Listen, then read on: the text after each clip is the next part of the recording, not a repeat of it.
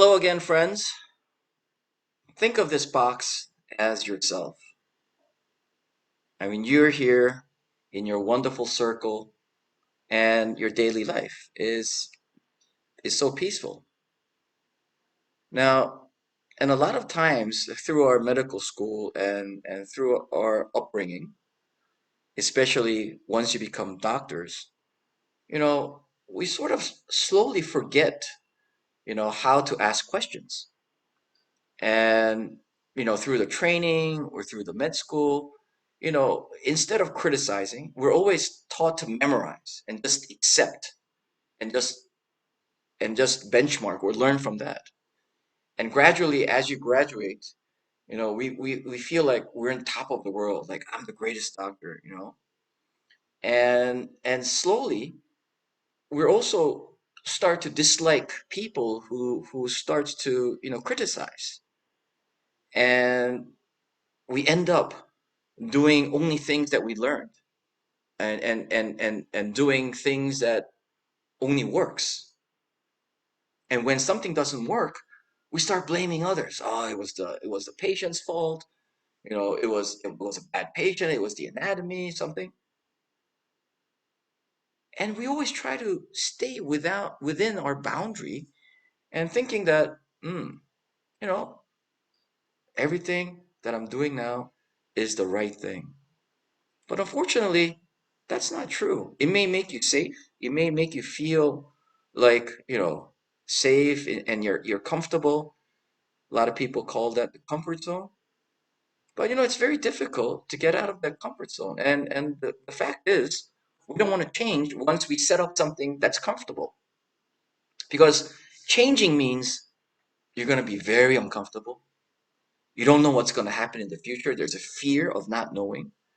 And sometimes when you do something different, people start saying, "Ah, look, JP's doing something different again."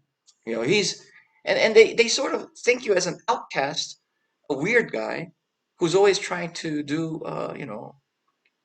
different things, and that makes the rest of the people really uncomfortable as well. And this is why a lot of times, even though you have a good idea, that we don't want to go through this trouble, and ultimately we're not able to change. And as this cartoon shows, instead of risking anything new, let's play safe, and continue our slow decline into obsolescence. So what it means is that if you don't change, then you'll be just one of those old guys just doing everything the same way over and over again. And without change, there's no spice in your practice, doing the same old thing over and over again. So, and without change, there's no innovation. And if you look in the world of microsurgery today, we praise people who come with different thinking, different ideas. I mean, look at the past 2 decades, from free flaps to perforator flaps to freestyling, and then super microsurgery, lymphedema, perforator to perforator. And this is what makes it exciting. And this is what we want to be part of. And a lot of times, we're taught, hey, that doesn't work, it's not for us. But ultimately, deep down inside, somewhere in our mind, we want to change, and we want to try something new. Now, in your training, we're always doing our routines. And once you finish your training, this is when you have the ability to start new things and start thinking about how to do it better, how to do new ideas. And as you build your routine and as you do your training, then you start thinking new, you start improving a little by little, and then the spiral, instead of staying as a circle, becomes larger, larger, and larger. And this is how you become an expert. It all starts with routine, but you try to go out of that circle. And the first step to go out of that circle is asking why. A lot of times, we have residents ask, "Oh, why are you doing this?" And and most of the times, the mentors or the teachers say, "Oh my God, that's such a stupid question. Get out of here." But when you ask a question, you have to do your due diligence. If you have an idea and say, oh, I wonder why Eric is doing this, and then you have to look at the papers. And then once you read the papers, once you read a textbook and understand the basics and say, oh, Dr. Santamaria, I read this and it seems like the pulse rate course in the intramuscular is this way. Why don't we elevate it a little bit differently? And you go, oh, okay. You did your due diligence. You did your study. Okay, what are you talking about? And then you start a conversation. So without doing that due diligence and asking why, a lot of times you'll just be shut down because we know as mentors sometimes that you didn't do your part in asking a question. But nevertheless, you have to start by asking yourself and asking the people around you why we're doing it this way. Now, as the author of The Little Prince said, all grown-ups were children, but only few of them remember it. When our little babies, Dad, why does the bird fly? Why does the moon change shapes? And we try to explain. But as we get older, as we go through med school, we start to shut our mouth and just say, okay, memorize, accept what it is. And then we lose that curiosity. We lose to ask why.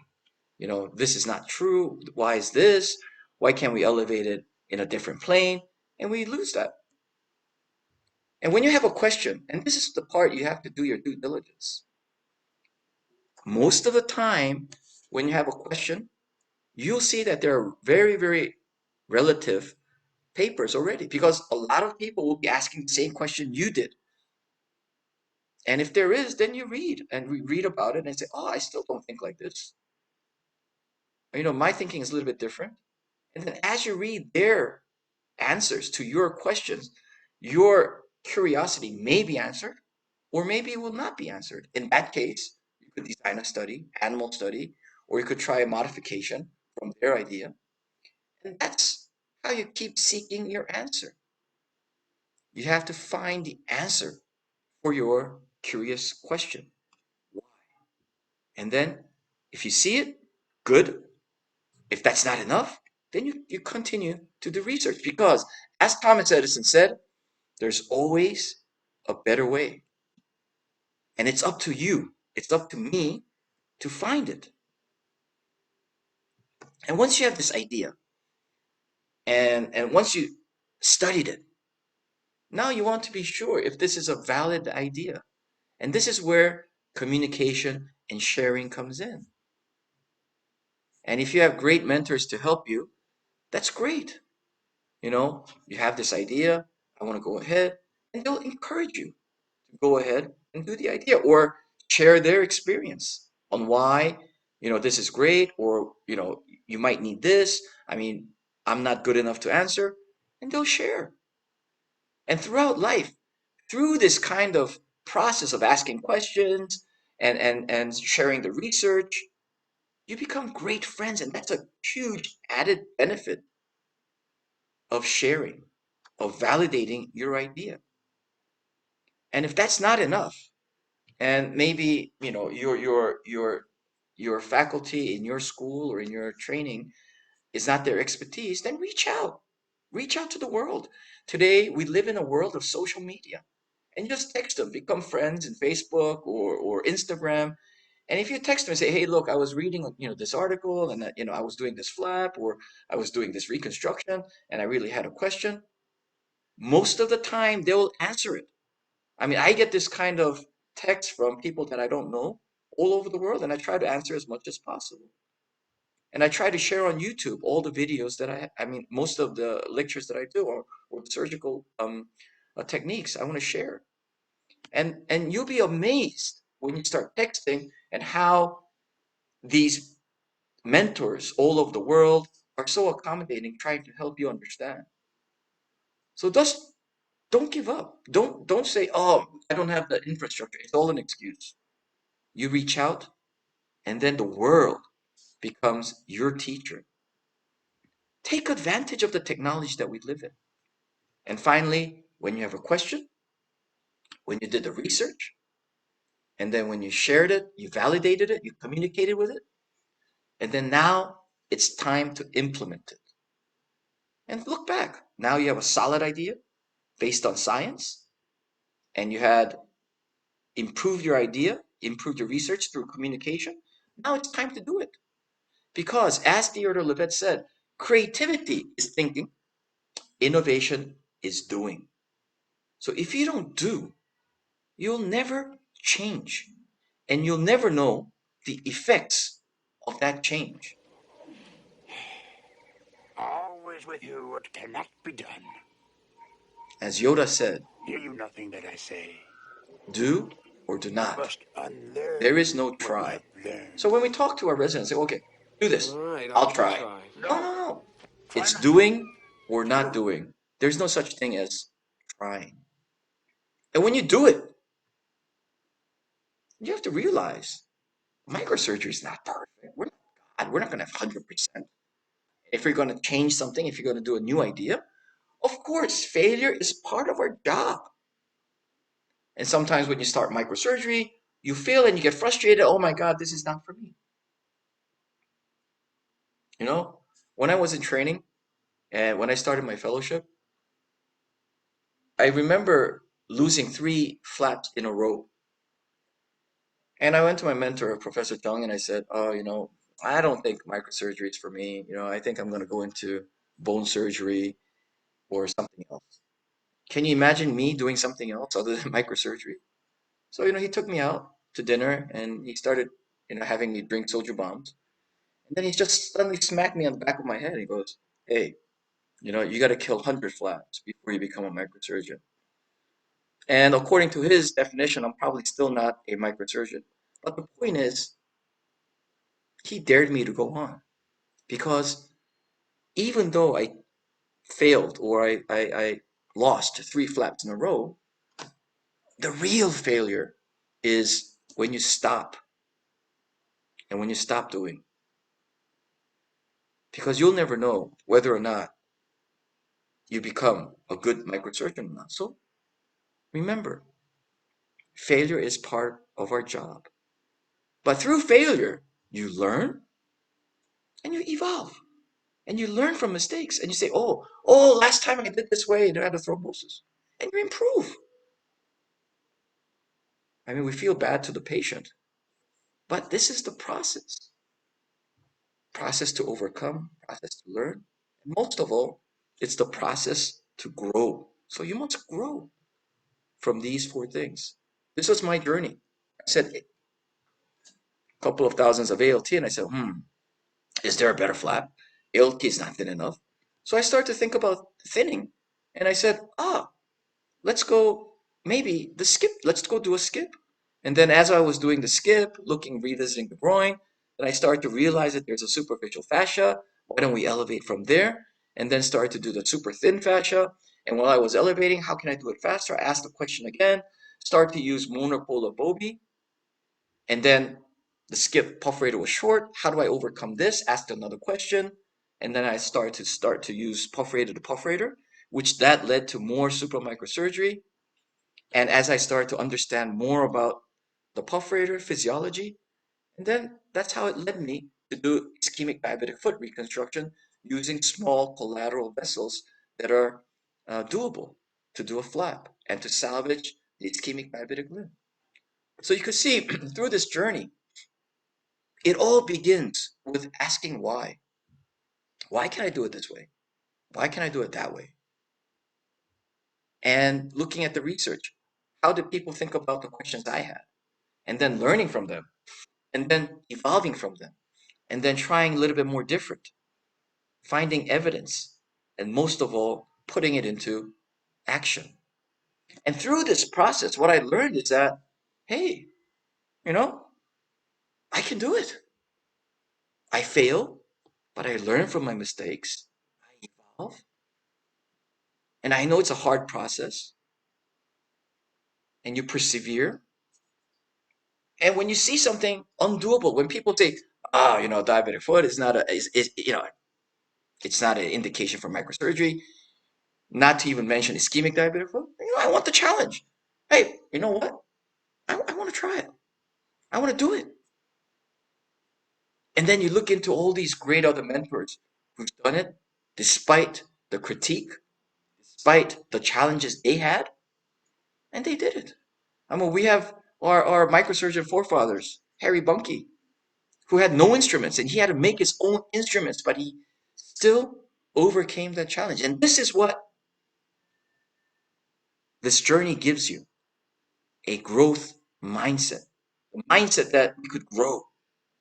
And when you grow, you become better. And if you're interested, this is a great book by Carol Dweck.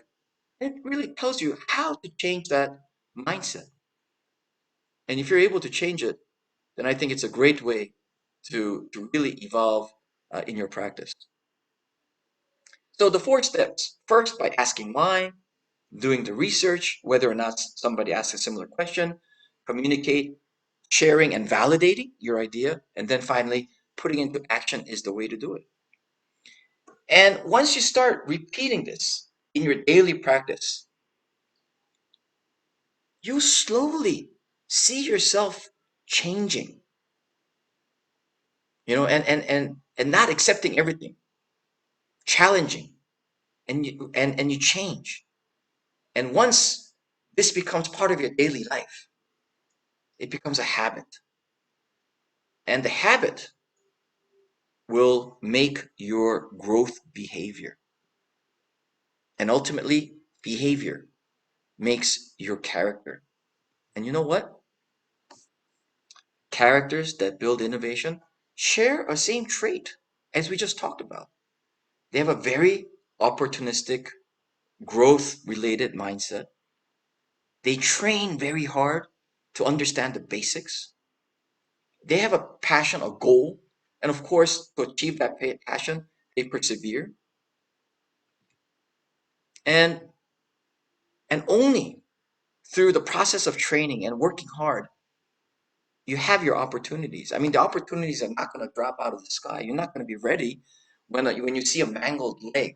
Oh, what am I going to do? But if you've done the training, if you've done the microsurgery, this is a chance for you to do it and to do it better.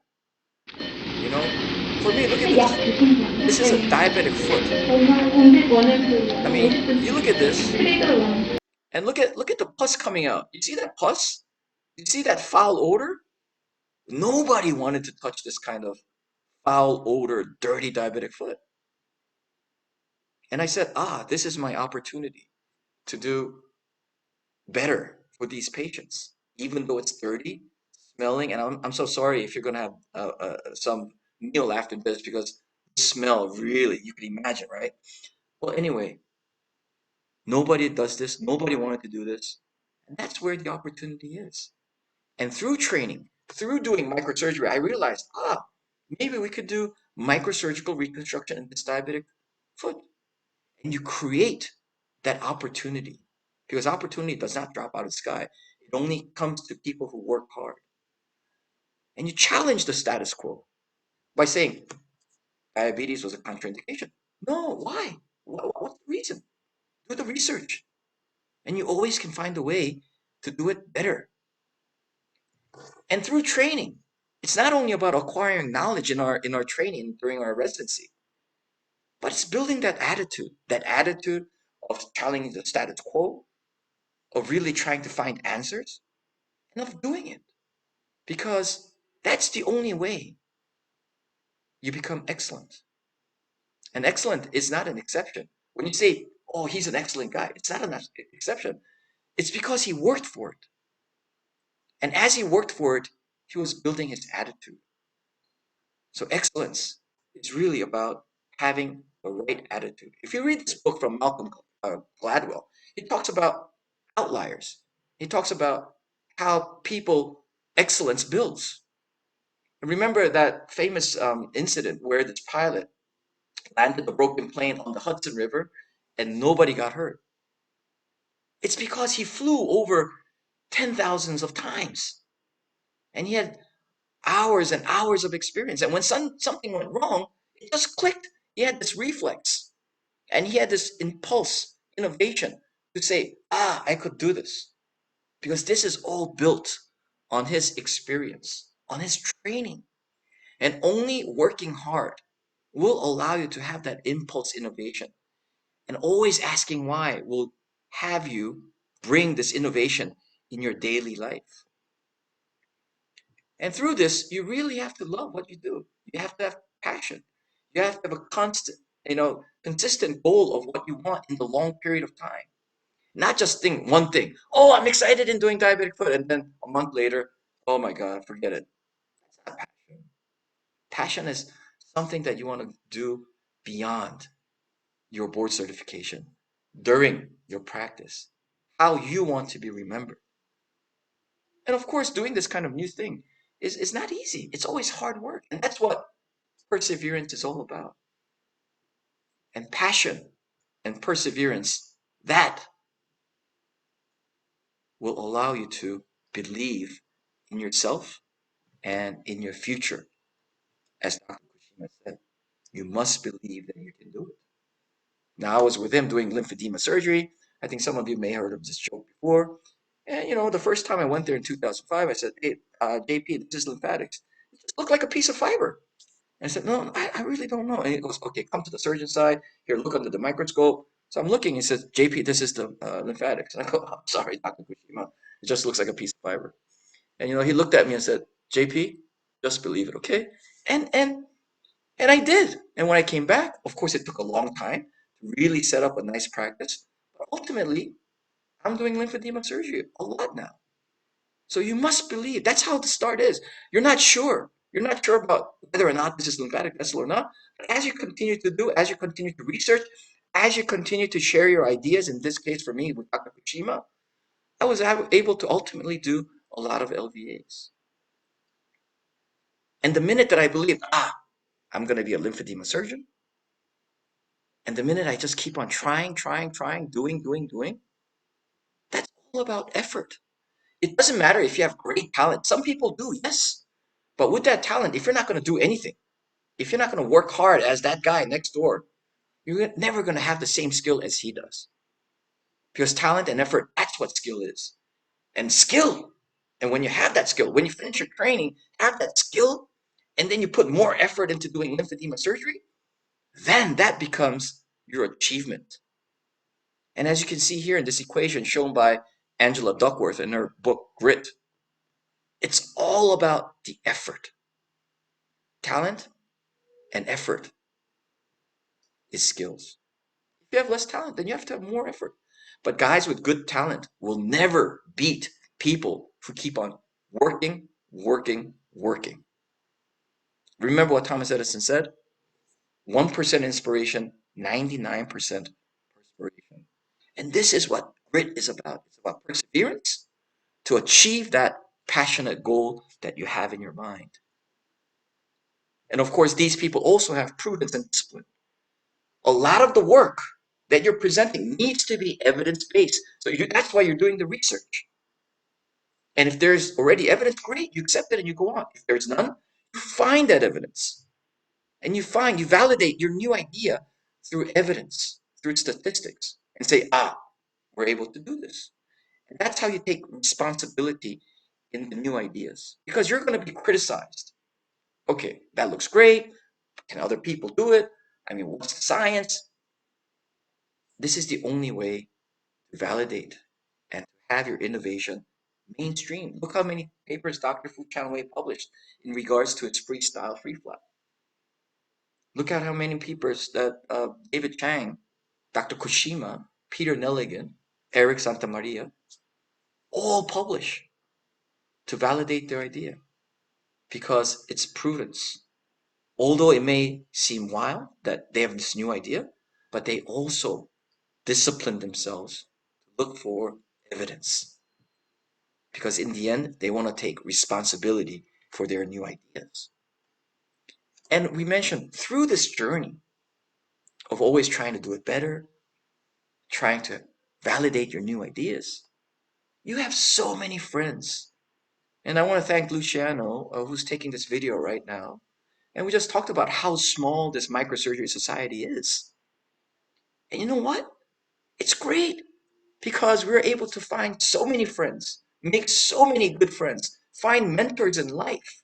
who guides us, who supports us. And this becomes all our asset. And through this innovation and through this training, through building your character, we come across so many great colleagues. And this is why it makes this journey of training and then innovating through change so fun. And I really do hope that for you who are starting the journey of microsurgery, understands that this training is part of building your character. It's an opportunity for you to change. And then ultimately, for you to contribute to microsurgery, to reconstructive surgery through your innovations. I'm really glad that I've come across a really great team. And this is what it's all about. It's about having fun. So have that open mindset, have that growth mindset, do the training, persevere, have that passion. And as you do that, be responsible, be prudent, discipline yourself, and through that process, make a lot of friends. And of course, enjoy life. Because if you have a job you love, you don't feel like you're going to work. You feel like, oh my God, I'm going to have fun at work. And this is what Confucius said. I mean, if I'm going to spend the rest of my life doing something, I want to love it. I don't want to feel like going to prison every day. Some of the residents may feel like it because they haven't really found their passion yet. So it all starts by asking why and trying to validate that idea, trying to do the research, taking action. And as you slowly do that, you feel change in your character. And then ultimately, through this journey of innovation, you build a growth mindset, you have an opportunistic mindset, you accept the training, you persevere, you set up a goal, have a passionate goal, and then you discipline yourself. You always find to have evidence, be prudent, and through that process, really make a lot of friends and have fun. And I hope that you take this opportunity to go back and think, hey, do I have a closed mindset or do I have an open mindset? Can I change? It all starts by just asking why. It is not the strongest of the species that survives, nor the most intelligent, but the one most responsive to change. Charles Darwin. So, if we're not able to change, then what is there for us in the future? Change allows innovation, and through this process will allow you to grow. And look how many innovations that we did in plastic surgery. With this kind of growth mindset, we've been doing VCAs, face transplants, hand transplants, penile transplants. Now we're using ultra high frequency ultrasound to detect functioning lymphatics. It's just crazy how much innovation that plastic surgery has. And most of the plastic surgery, and I am grateful to have walked into this path of training, is that our specialty is basically innovation. And through your training, through asking why, walking that first step, you will able to have that growth mindset leading to innovation. So get out of your comfort zone. Accept fear, accept the unknown, and then make that jump. And this jump all starts by asking why. And you'll see the magic of change and innovation in yourself and be able to contribute to the plastic surgery world. So I give you this last slide. Do you want to be the type of person who makes it happen, who just watches it happen, or don't know what the hell happened? I know what kind of type of person I want to be. So think about what type of person you want to be. So with that, thank you very much. Thank you, Eric Santamaria. This has been a wonderful master case series, a master series. I really enjoyed being here. Thank you, Luciano, for taping.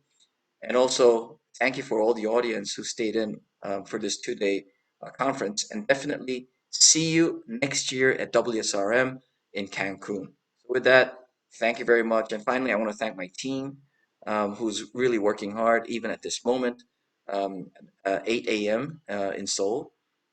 Nevertheless, hope to see you soon and take care of yourself in this time of trouble. Bye bye.